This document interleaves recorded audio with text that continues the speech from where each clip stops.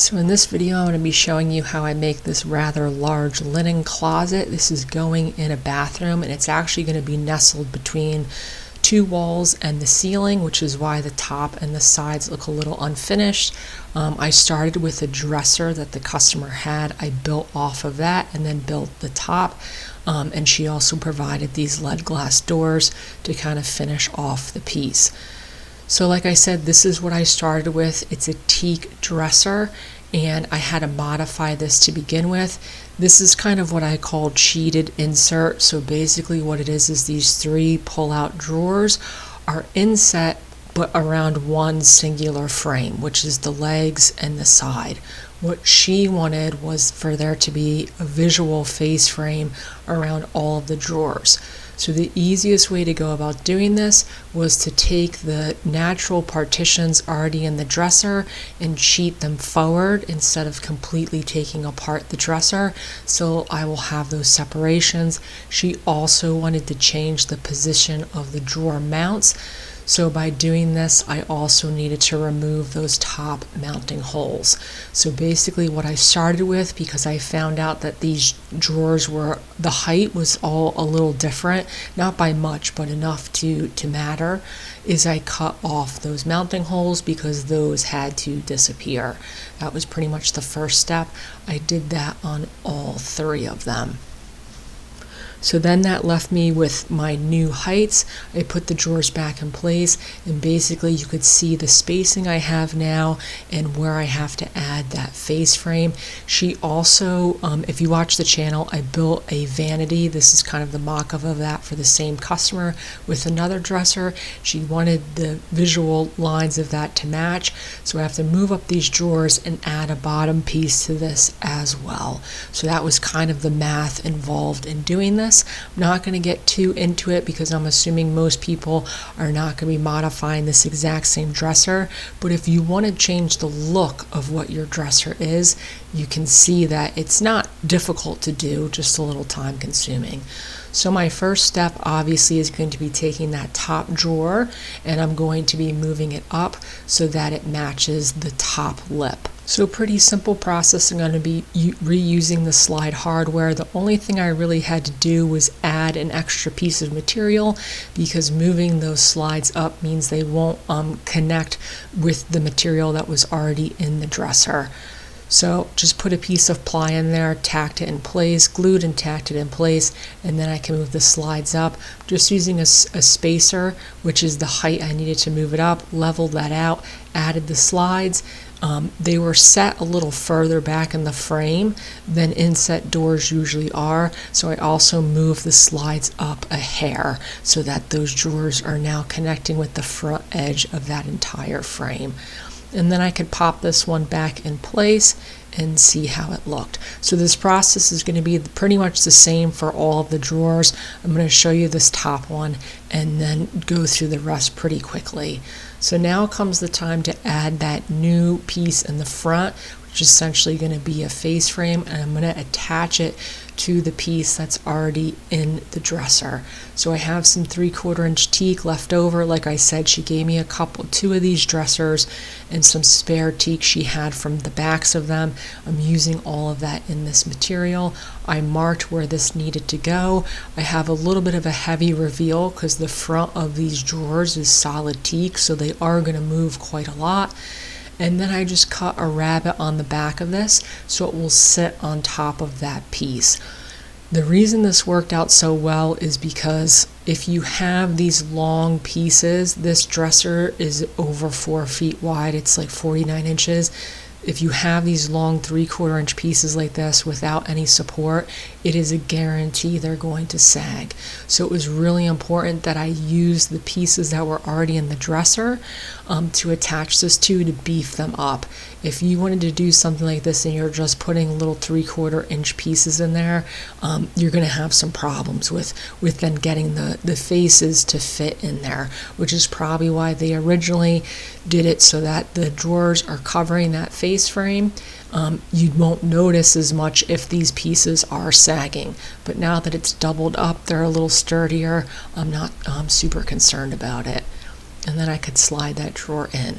So that's how that's going to look. Same process. I'm going to move up the next drawer, calculate. I could see the opening. It was about 7/8 of an inch to calculate that reveal into it. So I'm only going to move it up about 3/4. Same process. I could slide the door in, then calculate how much I have to move up that face frame, because as you could see, those have to be moved up a little bit as well. And I just worked my way down. This whole process took about an afternoon's worth of work to do to get it right. And then obviously the side-to-side reveal on these doors is not ideal, but that's kind of what I'm stuck with. That's the way they came. So there's that. If you notice the sides, they're a little bit thicker on one side than the other. It's kind of unavoidable. So then this, like I said, I'm using scraps, so they're all a little different shaped. This is another scrap of teak. Took a rabbet off, and you could see how that piece now fits on top of that face frame based on where I needed it to be. Could put the drawer in place, put this on there. And then you could see before I tack it in place with the brads, it's not super level, because like I said, these long skinny pieces of wood are going to bow on you quite a bit. Just going to tack it in place as the glue dries with some brads towed in so they're going into that original piece. And then, like I said, put all the drawers in. So it completely changes the look of the dresser doing this. So if you want to modify furniture, you can do the same thing if you wanted these to be full overlay. That sort of process is doable. Once it's all done, this is what the inside looks like with all of my new pieces, all of the slides moved up. So not a lot of modification in order to change that look. And then the bottom drawer could go in, everything lined up on the bottom. And then I still had a scrap piece of wood left over from the original vanity build, and that gets mocked up at the bottom. And those are all my drawers. So like I said, this is that original piece of wood. This also had a little bit of a rabbet removed for detail, and that I just glued in place on the bottom. And there is the new dresser. So then she wanted to add, I still have parts of another drawer left over from the other dresser on top, but it had to match. So I'm using scrap in order to make the sides match the bottom of the dresser, as well as make all the pieces fit. So that's why I'm using a bigger chunk of wood in the front. I didn't have enough scrap to use the same chunk in the back. So that's why you'll notice some of the sizes change. You aren't going to see the sides of this once it's done, so matching these perfectly was probably unnecessary, but it was a little bit easier to just match all the pieces. You could see I'm ripping them all down to the same size, because these are all different pieces of scrap from this project. I'm even adding that little detail rabbet to the bottom of all this stuff so it matches. Like I said, at the end of the day, you won't see this. It's nestled in between two walls, but it was just a little bit easier to do it this way. And then I could also add that detailing to the front of the sides. And then in order to attach all these, there's going to be a floating panel. So the original sides, which were part of the back of the dresser, had a 3/8 inch groove. I added that groove to all of my pieces so the panel can fit into it. So basically what I'm doing for this process is I had my 4 parts, and I'm just putting making them the same size essentially, and then adding that groove, and then adding that detail in order for everything to match. With my pieces in place, I can measure from groove to groove and cut my top and bottom. So I'm just going to put a 3/8 inch tongue on the end of this piece, and then that will slide into place. The side of this probably could have been plywood, but like I said, the front had to match the bottom of it so the drawer front could fit into it. So it just made sense to use up the scrap I had for this. And then once that was done, I could raise the blade and cut the front side of this. Because that groove is off center, I had to cut the first half of the tenon with the blade at one height, and then adjust it to cut the second half of the tenon with the blade at the new height. You can see that makes more sense seeing it because it's not centered. You're removing 2 different depths of material. And then all of my pieces will fit into place, and I could just, I usually cut these a little oversized, and then I use a rasp or a file to kind of dial in the joint. Everything fits into place. The cabinet that is going on top of this is quite heavy, so I would have built it this way anyway, but I was also considering the weight that will be sitting on not only this portion, but as well as the dresser, so I wanted really solid joints for all of this. And then those are my two sides just kind of propped up in place. It's set back, so there's just a scrap piece of that teak along the front there. And then with that done, I can measure for the panel. This is a scrap piece of the original backer from the dresser I used in the previous project. It's 3/8 of an inch, which is why it fits in that groove. I could just cut this down to size once I had all of those measurements in place, and then slide these panels into the sides, and then the roughing out of the sides is essentially done. So this is just basic frame and panel. That's how the original dresser was made, and those are going to be my sides. So now I could start working on the long rails I'm going to have for the front. Same concern about the long rails sagging, but I can screw the rails into the top and the bottom of this, so it wasn't as much of an issue. I'm going to attach those once again with mortise and tenons. So I'm going to go through and put mortises on all of my pieces so I could have long rails with tenons on the edge to match, removing quite a bit of material towards the top part of this piece, but once everything's glued in place, there's no racking motion on this outer carcass, so I'm not super concerned about it. It's a stationary piece that will never move. This top drawer is permanently attached to the dresser, so now that's going to be one unit, and the top comes off in order to move it.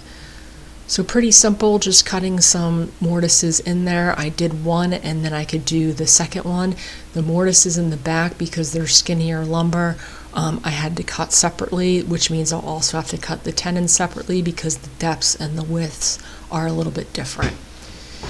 Before I started cutting the long rails, I kind of had some plywood mocked up on this top, so I decided to flesh out the top, make that permanently attached, and then I can mount my piece on it. Pretty simple process. I just have teak showing on the edges. Like I keep saying, you won't see them, but I wanted to keep consistency on the sides. And then I'm just going to add some pieces of plywood in between. Like I said, this is going to stay on here permanently, so I'm not doing any sort of fancy joinery.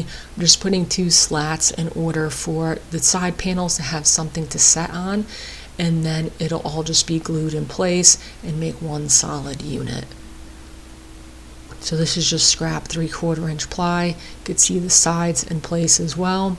And now my two panels sit perfectly on that plywood, so they'll have support underneath.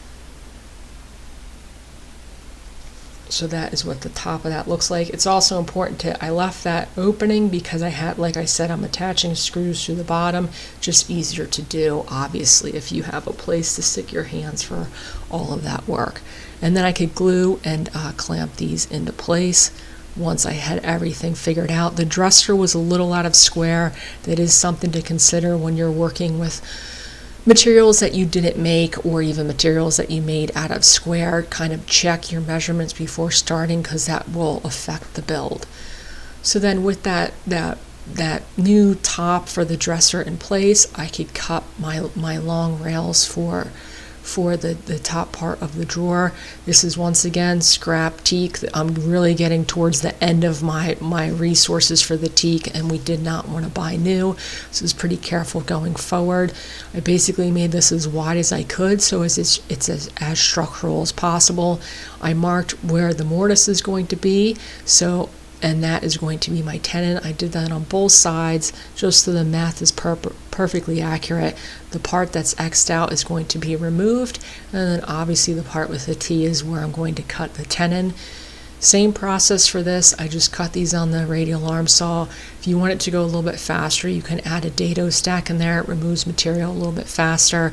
Usually if I'm only doing a couple of these, I don't bother changing it out. It doesn't save that much time. Same process. The way that I did the mortises in the piece, weren't centered. So I did one side. You could see I cut the depth for one side, put it back up against my mortise, marked a new line, and then cut the tops. So I basically cut the 4 bottom sides of the tenon, remarked, changed the height of my data of my stack in the radial arm saw, and then cut the top side. It's much easier, obviously, to make everything symmetrical, but sometimes it doesn't work out that way. Just make sure you know it's not symmetrical. You could change the height on these machines and get a perfect fit. Then I'm just going to hand saw off the shoulders. Pretty simple process. I had about 1/4 inch of a shoulder on these. Can hand saw those off and then dry fit all of these joints.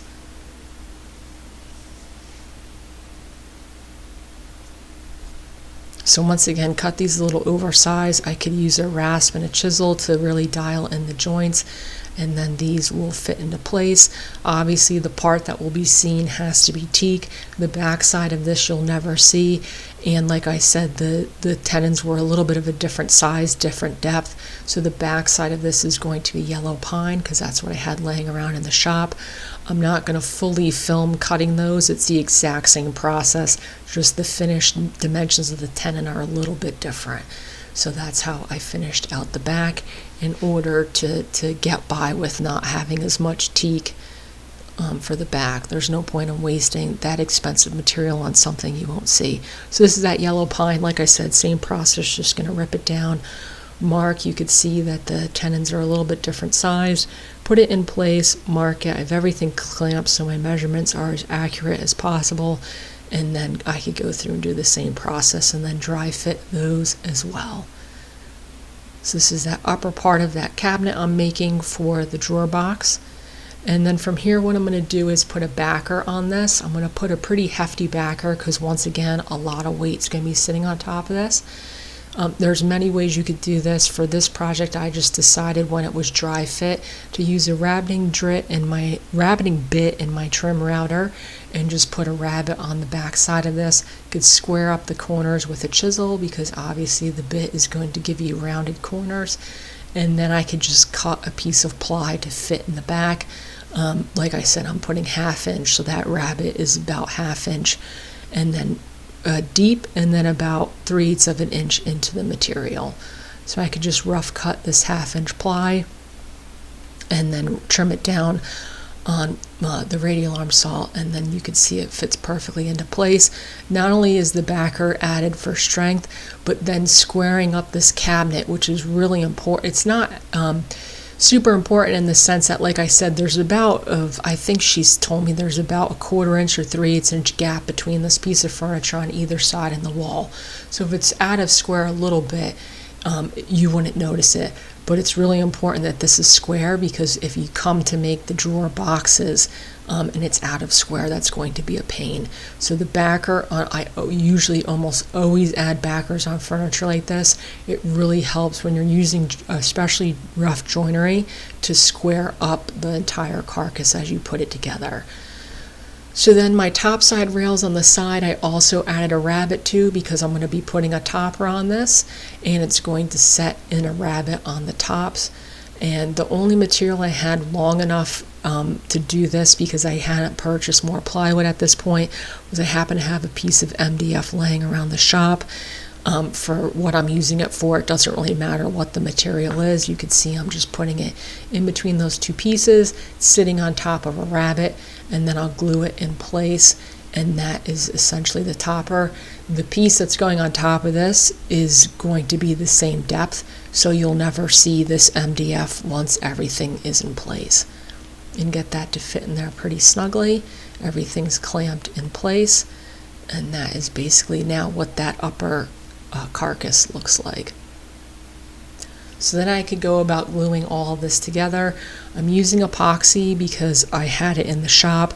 Titebond 3, I checked their website. They say it works fine for exotic lumbers that are more oily than others. Check what glue you have and what wood you're using it for, because not all glues are rated for these lumbers that have high oil content. Titebond 3 is, but I read that epoxy is superior, so on as many joints as possible where I'm joining teak to teak, I tried to use that epoxy. It also is a little bit better of a void filler than Titebond 3, so for all the mortises and tenons on this piece, I decided to use it as well. So I'm just going to take all of that apart and glue it together. Obviously, this part is important to make sure everything's square. So you can see I'm adding that backer, which helps square up the back, which obviously will then help square up the front, tacking everything in place with brads, which is enough to hold this together, plus clamps. And then once I had it in place, squared up on the cabinet, I could add my top and clamp the top in place as well. Now I wanted to get the drawer box into this video, but it's already gotten pretty long, so I'm hoping to squeeze the rest of this build into one more part. People seem to lose interest when these builds get to too many parts in a series, so that is kind of what's coming next. The upper cabinet is very simple to make. It's basically just a simple cabinet, so I think I should be able to do it. Checking squares with my square instead of a tape measure, because on some of these builds, when you have all these clamps, it's a little hard to read diagonals. I try not to do that all the time, because if there's any bowing in these boards, it will register as off square when it might necessarily not be. But that is basically what it looks like, and like I said, the next video will pick up with making this drawer box and then filling out the front and doing the top.